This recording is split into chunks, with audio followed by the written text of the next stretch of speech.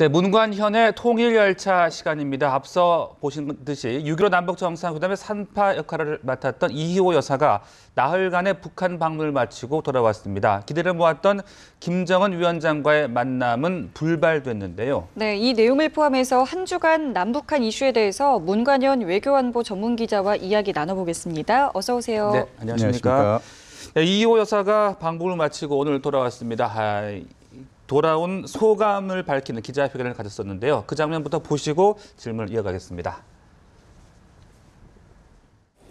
이번 방북은 박근혜 대통령의 배려로 가능했으며 김정은 국방위원장의 초청으로 편안하고 뜻있는 여정을 마쳤습니다. 네. 자, 그런데 말이죠, 문 기자. 김정은 위원장이 초청을 했었는데 이번 방북에서 만날 수 있지 않을까 많은 기대를 모았습니다만은 끝내 모습을 드러내지 않았습니다. 왜 그랬다고 볼 수 있을까요? 네, 일단 너무나 잘 알려졌다시피 이제 김정은 제1위원장이 직접 초청장을 보내왔고요. 네. 그 초청에 의해서 이번에 북한 방문이 이루어졌습니다. 그렇기 때문에 누구보다도 자기 집으로 손님을 불러 모은 그 김정은 제1위원장이 직접 환영 만찬을 할 걸로 많은 사람들이 예상을 했습니다. 그래서 첫째 날 백화원 초대소에서 있었던 만찬장에 나타날 걸로 우리 언론들은 보고 굉장히 기대를 했었는데요. 네. 일단 나타나지 않았습니다. 김양건 통일전선부장도 아닌 맹경일 통전부 부부장이 행사장에 참석을 했고 6명 모두 다 실제로 이제 공개적으로 알려진 바로는 직급이 매우 낮거나 또는 이제 의미 부여를 할 수 있는 그러한 지위에 있지 않은 사람들이었습니다. 그렇기 때문에 좀 당혹해했는데요. 마지막 날 그러니까 환송 만찬을 이제 이희호 여사가 직접 했는데 매왕산에 있는 향산 호텔에서 이희호 여사가 주최한 이 환송 만찬에도 혹시라도 나타나지 않을까 했는데 결국은 김정은 제1위원장뿐만이 아니라 우리가 알고 있는 북한 내 대남 사업을 담당하는 김양건 통일전선 부장뿐만이 아니라 중요한 그 인물들이 대부분 다 모습을 드러내지 않아서 굉장히 홀대하는 것 아니냐 이렇게 얘기를 했거든요. 예. 오늘 아침에 이제 예정대로 매왕산에서 출발을 해서 11시에 이제 평양국제공항에서 이제 남쪽으로 직항로를 타고 내려오기 전에 혹시라도 이희호 여사를 만날 가능성이 있지 않겠냐 하지만 사전에 알다시피 그 매왕산에서 평양국제공항까지 가다 보면요. 평양 시내를 거치지를 않습니다. 그래서 평양의 서북방 쪽에 있는 평양국제공항으로 일단은 이동을 하기 때문에 평양 시내를 들렸다 나간다는 것 자체도 동선이 굉장히 복잡해지기 때문에 가능성은 매우 낮다고 봤는데 결국은 그런 모든 우려가 현실로 드러났고요. 아무래도 이 방문에 대해서 감사를 드린다는 이런 친서라도 전달하지 않을까 이런 마지막 그 일말의 기대도 걸었었는데 네. 김정은 제1위원장은 처음부터 끝까지 이희호 여사의 방북건에 관련해서는 전혀 관여하지도 않고 그리고 감사의 뜻도 표하지도 않았고 전혀 그 관심도 보이지 않았다는 것이 이제 결론인데요. 과연 왜 그럴까에 대해서는 아직 저희들이 섣불리 이게 판단할 수 있는 근거가 많지가 않습니다.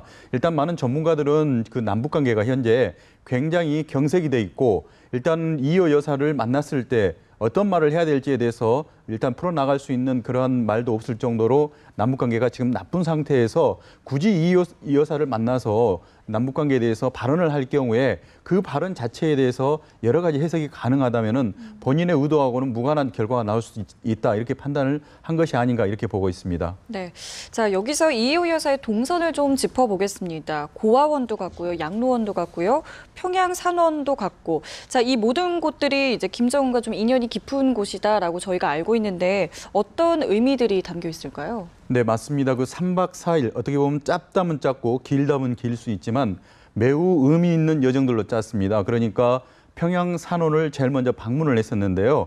이 평양 산원 같으면은 15년 전에 당시 6.15 정상회담에 참가를 했을 때 이희호 여사가 방문 이틀째 일정으로 북한에서 공식 기관을 첫 방문했던 곳이 바로 평양 산원입니다. 그러니까 15년 만에 다시 이 평양 산원을 찾아가서 어린이들을 한번 돌보고 이러한 모습을 보여줬는데요.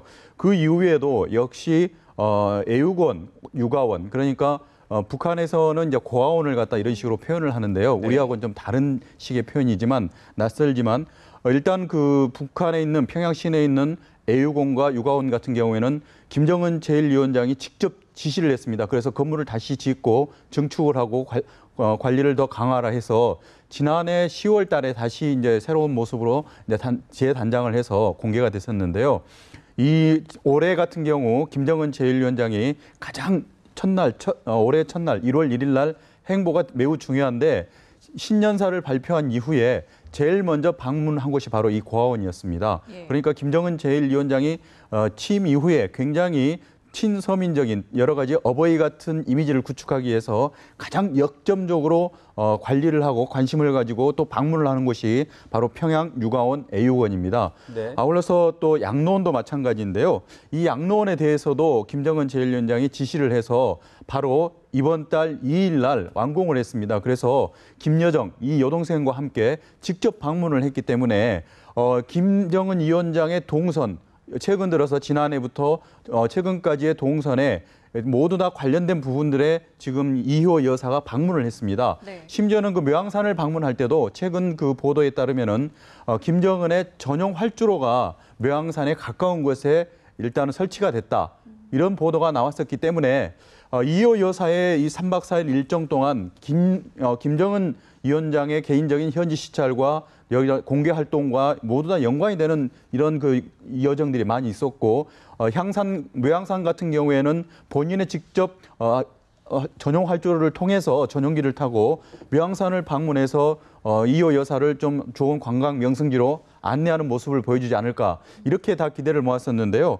이러한 그 차전에 짜놓은 일정까지는 다 무난했던 것 같은데 네. 아무래도 마지막까지 결정을 내리지 못했지만 결국은 김정은 제1위원장이 자신이 좋아하는 코스로 이효 여사를 다 모셨지만 결국은 네. 그러한 어느 시점에 결정적인 순간에 나타나서 이효 여사를 면담할 걸로 예상을 했었지만 결국 마지막까지 그런 고민이 불발이 된 것이 아닌가 이렇게 보고 있습니다. 네, 그리고요 앞서도 말씀을 잠깐 하셨듯이 그 맹경일 부위원장이 영접을 했는데 김양건 위원장도 이번에 나오지 않은 거죠?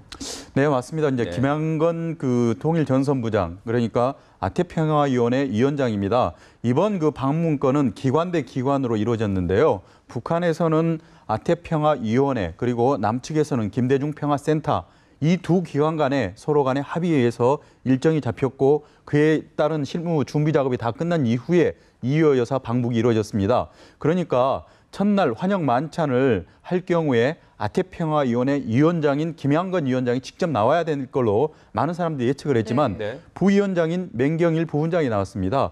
이 첫날 환영 만찬뿐만이 아니라 북한에 있어서 이 이효 여사가 가는 곳곳마다 사실은 대남 사업을 총괄하는 이 김양건 통일전선부장이 직접 따라다니면서 설명도 하고 또는 최근의 남북관계 정세에 대해서도 뭐 의미 있다면 의미 있다고 할 수 있는 발언들을 어느 정도 할 걸로 예상을 했었는데요. 김양건 통전부장이 안 나온 것 자체가 사실은 미스터리입니다. 특히 김정은 제1위원장이 이효 여사를 초청하게 된 친서가 있습니다. 지난해 김정일 국방위원장의 3주기에 이효 여사가 당시에 이제 조화를 보냈었거든요. 그래서 친서를 직접 개성공단까지 김양건 통전부장이 내려와서 당시에 김성재 전 문화부 장관에게 전달을 했습니다.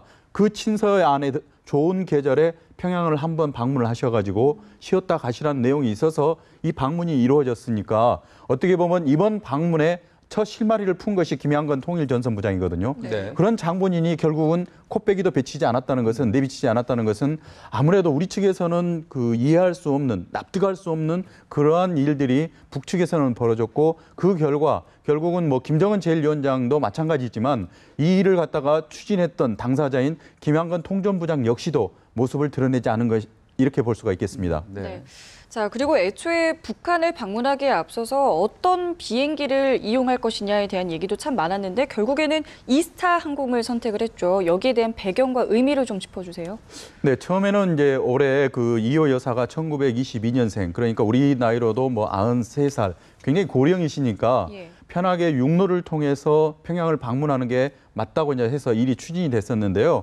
개성에서 평양을 연결하는 그 고속도로가 공사 구간이 있습니다. 그렇기 때문에 이 공사 구간을 지날 때 불편할 가능성이 있다는 것이 북한 측의 설명이었고 결국은 이제 서해 직항로를 통해서 평양으로 이동하는 것이 가장 편할 거다. 그리고 원한다면은 자신들의 전용기도 좀 보내줄 수 있다. 이렇게 설명을 했었거든요. 그렇기 때문에 김정은 제1위원장 또는 이제 북한 측이 보내온 비행기를 타고 우리 전직 대통령 부인이 북한을 방문한다는 것은 격에 맞지 않다 해서 많이 인터넷상에서 논란이 좀 크게 일었었습니다. 예. 그런 논란들이 있었기 때문에 결국 이제 국내 국적 항공사로 가는 걸로 결론이 났었는데요. 결국은 이제 국적 항공사인 대한항공이나 또는 아시아나도 아닌 저가 항공사인 이스타 항공으로 결론이 났었습니다. 왜 그러냐면은 이 남북관계 특성상 이호 여사의 방북 자체가 매우 전격적이고 매우 짧은 시간을 남겨둔 상태에서 결정이 됐었습니다. 그렇기 때문에 이 대한항공과 아시아나를 상대로 협상을 벌이고 또는 여러 가지 실무적인 준비를 하기는 어려운 점이 있어서 국내 저가 항공인 이스타 항공을 선택을 했고요. 실제로 이 이스타 항공 같은 경우에는 그 새정치민주연합의 이상직 의원이 설립한 저가 항공사입니다. 네. 그래서 이 항공사를 운영을 하다가 2012년도에 이제 국회의원이 당선된 이후에 경영 일선에서는 물러났지만 결국은 이제 야당과의 이런 여러 가지 커넥션이 있는 상태이기 때문에 이호 여사 방북을 준비하는데 상당히 어떤 속도감 있게 진행이 되지 않았나 이렇게 볼 수가 있고요. 이스타 항공 전세기가 들어갈 때 항공 편명이 붙는데요. 항공 편명이 매우 재밌습니다. 이 김포공항을 출발을 해서 예. 평양으로 들어갈 때 당시 이스타 항공 출발 편명이 ZE281호입니다. 예. 네. 그렇기 때문에 615, 815를 매우 강조하는 이번 방문 과정에 있어서 이 네 자리 숫자가 어떤 과정으로 이렇게 배정이 됐는지는 모르겠지만 네. 이 815라는 숫자를 타고 숫자가 배정된 비행기를 타고 결국은 이제 이호 여사가 북한을 방문한 것도 상당히 의미가 있다 이렇게도 볼 수가 있겠습니다. 그렇군요. 자, 다음 또 아세안 지역 안보 포럼 이야기로 좀 넘어가 보겠습니다. ARF 외교장관 회의에서 리동일 북한 외무성 대변인이 갑작스럽게 기자회견을 가졌더라고요. 또 영어로 말을 하고 뭐 질문까지 받았다고 하는데 평소와 좀 다른 모습이었던 거죠? 네, 이동일 전 유엔 차석대사 뉴욕에서 그동안에 굉장히 큰 활약을 했었거든요. 매우 북한 사람치고는 유창한 영어를 구사를 합니다. 그렇기 때문에 자유자재로 본인의 의사를 영어를 통해서 전달을 하는데 이번 아시안 지역안보 포럼에 있어서 외교장관 회담, 이 세션 같은 경우에는 비공개로 전부 다 진행이 됐습니다. 네. 윤병세 장관도 직접 참여를 했지만 연설문을 끝까지 공개를 하지 않아서 국내 언론사도 지금 입수를 할 수 없는 상태이고요. 심지어는 이제 리수용 북한 외무상도 연설을 했는데 네. 일단은 그 부분에 있어서는 저희들이 이수용 외무상의 연설이 매우 궁금했는데 북한이 마지막 날 오후에 이례적으로 기자회견을 자청을 했습니다. 네. 그래서 비공개하기로 되어 있는 이수용 외무상의 연설문을 스스로가 대변인이라고 주장하는 리동일 전 차석 대사가 예. 공개를 했습니다. 이 공개를 하는 과정에서 많은 해프닝이 좀 벌어졌었는데요. 네. 대부분 이제 국내 언론, 일본 언론들이 취재진이 몰려가서 질문을 하니까 아무래도 이제 남북 간에는 같은 한글을 쓰기 때문에 한국말로 우리가 질문을 많이 했는데요. 네. 리동일 차석 대사가 여기는 국제 행사장이고 국제 관례에 따라서 일이 진행이기 때문에 영어로 진행을 하라 이렇게 얘기를 했습니다. 굉장히 어떻게 보면 돌발적인 상황이 벌어졌었는데요. 그래서 이제 국내 취재진들이 일단 준비가 안 된 상태이지만 영어로 결국은 질문을 하는 이런 해프닝이 벌어졌는데 네. 하지만 중요한 것은 그 리동일 차석 대사가 국제 행사장이니까 영어로 해야 된다는 논리를 펴는 이런 상황에서 리수용 외무상 같은 경우에는 외교장관 그 연설에서 모든 그 연설을 한국말로 했다는 것입니다. 예. 그렇기 때문에 참 웃지 못할 북한의 이중적 잣대를 우리가 또 볼 수는 있는데 문제는 이 리동일 차석 대사가 내놓은 발언들이 굉장히 강하다는 점이 있습니다. 핵과 미사일에 대해서 북한이 갖고 있는 기존의 입장을 재반복한 걸로 볼 수는 있지만 이동일 차석이 지금 같은 시점에 매우 강도 높게 북한의 핵에 대해서 비핵화에 대해서 더 이상 자기들은 양보할 수 없다 이런 부분에 대해서 매우 강한 톤으로 얘기를 했었는데요. 왜 북한이 관례를 깨고 스스로가 기자회견을 자청해서 네. 북한의 핵에 대한 이러한 정책에 대해서 강경하게 얘기를 했는가에 대해서 궁금해하시는데 지금 현재 이란의 핵 문제가 모두 타결이 됐고 지구상에는 이제 마지막으로 북한의 핵 문제만이 인류의 숙제로 남아 있거든요. 그렇기 때문에 ARF라는 이런 지역안보 포럼에서 이 북한 핵 문제도 반드시 해결이 돼야 된다. 이러한 내용을 담은 의장성명을 지금 채택을 현재 준비 중인데 이러한 회원국들의 준비 작업에 제동을 걸기 위한 차원입니다. 그러니까 북한에서는 우리 핵 문제에 대해서는 주권에 해당하고 그동안의 자위권에 해당하기 때문에 더 이상 ARF, 아세안 차원에서 문제 제기는 받아들일 수 없다는 입장을 매우 강경하게 이런 기자회견을 통해서 전달한 걸로 해석할 수가 있겠습니다. 네. 사실 뭐 그동안 북한이 보여준 어떤 기자회견 스타일과는 좀 많이 다른 것 같은데요. 그 기자회견 모습 저희가 잠시 준비를 했는데 보고 대담 이어가겠습니다. Increasing massive arms buildup, it will invite misleading, leading to this outbreak of Second Korean War. 그 제2차 한국전쟁 발발로 이어질 수 있다. 사실 수위가 굉장히 높은 발언이거든요. 여기에 대해서 좀 해석을 해보면 어떻게 될까요? 네, 지금 북한은 현재 아직도 이제 우리 전쟁 상태가 종전이 되지 않은, 종식되지 않고 정전, 잠시 전쟁을 멈춘 상태라는 것이 기존의 이제 북한 입장인데요. 네. 일단은 이동일 차석 대사의 발언들은 다음 주부터 예상이 되고 있는 한미연합 군사훈련, 이 훈련을 의식한 것이 아닌가 이렇게 볼 수가 있습니다. 그러니까 1년에 약 2차례 정도 크게 한미가 대규모 군사훈련을 하는데요. 봄에 한 차례 한번 하고 이 8월에 있는데 그게 다음 주로 예정이 돼 있습니다. 이러한 상태에서 리동일 차석 대사가 한반도에 있어서 군사회담을 더 이상 할 수가 없다, 해서는 안 된다, 중단해야 한다는 입장을 내놓았고, 만약에 미국이 이런 군사훈련을 중단을 한다면은 자신들은 핵협상에도 대화에도 참여할 수 있다, 이러한 입장을 내놓고 있습니다. 그렇기 때문에 어느 정도는 지금 리동일 차석 대사의 발언의 배경에는 그동안에 북한에서는 일관되게 한미연합 군사훈련에 대해서는 수단과 방법을 가리지 않고 여러 가지 방법을 통해서 압박을 했고 제지를 하기 위한 노력을 보여왔는데, 이번에도 역시 그러한 연장선이 아닌가 이렇게 볼 수가 있습니다. 그렇기 때문에 이런 전쟁 발발 가능성, 굉장히 어떤 극단적인 엄포성 발언까지 내놓으면서 했던 얘기는 결국은 한반도에서 한미연합 군사훈련을 좀 중단을 해라, 네. 이런 차원으로 해석을 할 수 있겠습니다. 네, 이 같은 북한의 발언이 그래서 단순한 협박 위협일지 아니면 실제 강력한 도발의 의지를 담고 있다, 이렇게 봐야 되는지 어떻게 볼 수 있겠습니까?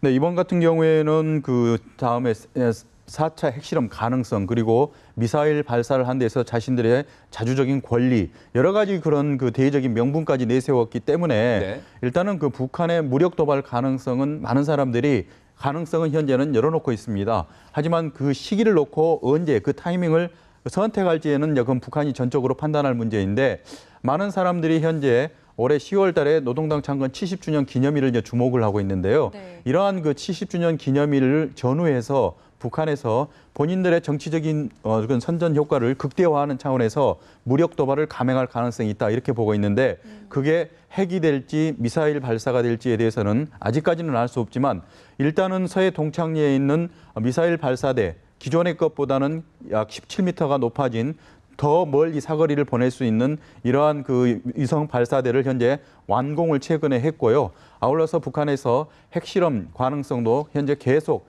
제기가 되고 있는 상태이기 때문에 네. 북한이 이러한 그 비대칭 전략을 통한 무력 도발을 할지 아니면은 국지적인 도발, 무력 도발을 할지에 대해서는 우리 군 당국으로서는 상당히 긴장을 하고 지켜볼 수밖에 없는 상황입니다.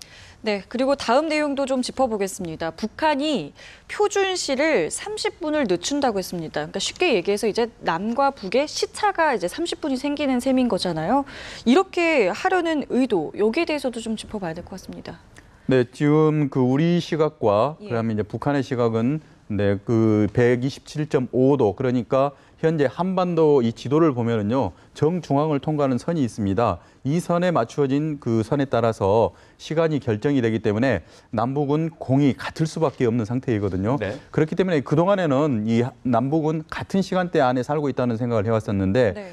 북한에서 지금 현재 주장하는 것은 현재 이 127.5도 한반도를 통과하는 그러한 그 선에 따라서 결정된 선이 아니고, 결국은 일본이 135도, 그러니까 일본에다 맞춰서 일단 결정된 것을 우리가 따르고 있다. 그렇기 때문에 광복 70주년을 맞이해서는 결국은 일단은 일본이 만들어 놓은 이러한 그 시간대를 우리는 받아들일 수 없다. 그래서 네. 기존에 있는 시간보다는 30분을 더 늦춰가지고 우리만의 시간을 갖겠다, 이렇게 지금 주장을 하고 있는 것이거든요. 예. 그래서 이제 8월 15일 자정이 되면은 북한의 시간이 우리 시간과 30분의 차이가 발생할 가능성이 높습니다. 예. 북한에서 최고인민회의 상임위원회 정령을 통해서 공식적으로 발표를 했고, 또 이러한 언론 보도를 통해서 대외적으로 알렸기 때문에 일단 북한에서는 8월 15일을 기점으로 해서 평양만의 시간, 그러니까 북한만의 시간을 가지고 네. 살아갈 가능성이 높은데요. 가장 큰 문제점은 우리하고는 민족 동질성 회복을 하기 위한 우리 정권 또는 우리 민족의 차원의 노력이 계속 이루어지고 있는 상태에서 시간대마저도 다른 곳에 산다고 네. 했을 때는 네. 많은 사람들에게는 일단 물리적인 거리감이 생기지 않을까 우려하고 있는 것입니다. 네, 그 동질성 말씀하셨습니다만은 이 개성공단 출입경할 때도 좀 혼란이 있을 것 같고 좀 장기적으로 통합에 장애가 되지 않을까 좀 걱정스럽거든요. 네, 개성공단 같은 경우에는 매일 1,000명 가까운 우리 근로자들이 북한으로 출퇴근을 하고 있습니다. 쉽게 말하면은 9시까지 출근을 하려고 봤을 때 네. 북한에 도착해 놓고 보면은 8시 반이거든요. 그렇겠네요. 그렇기 때문에 약간의 북한의 근로자들은 30분을 늦게 올 수 있고요. 우리 기준으로 봤을 네네. 때는 예. 북한 기준으로 봤을 때는 우리가 30분을 먼저 출근할 수도 있고 거꾸로 말했을 때는 퇴근할 때 마찬가지입니다. 우리가 먼저 퇴근한 상황까지 벌어지기 때문에 자기 시간을 주장할 경우에는 업무에 상당한 혼선이 올 수밖에 없습니다. 그리고 여러 가지 공식적인 회의나 또는 여러 가지 공개 활동들을 함에 있어서 남북이 다른 시간을 이용한다는 것은 우리로서는 도저히 받아들일 수 없고 굉장히 많은 그 비효율성 그리고 업무상에 있어서 혼란이 올 수밖에 없는 거거든요. 그래서 우리 정부로서는 받아들일 수 없다는 것이 현재 우리 측의 입장이고 세계적으로도 국제적으로도 북한의 이런 일방적인 주장에 대해서는 너무 무리한 그런 판단이 아닌가 이렇게 또 지적하는 사람들이 많이 있습니다. 네, 앞으로 어떻게 될지 좀 지켜봐야 될 것 같고요. 오늘 말씀은 저희 여기까지 듣겠습니다. 지금까지 문관현 외교안보 전문기자였습니다. 감사합니다. 고맙습니다.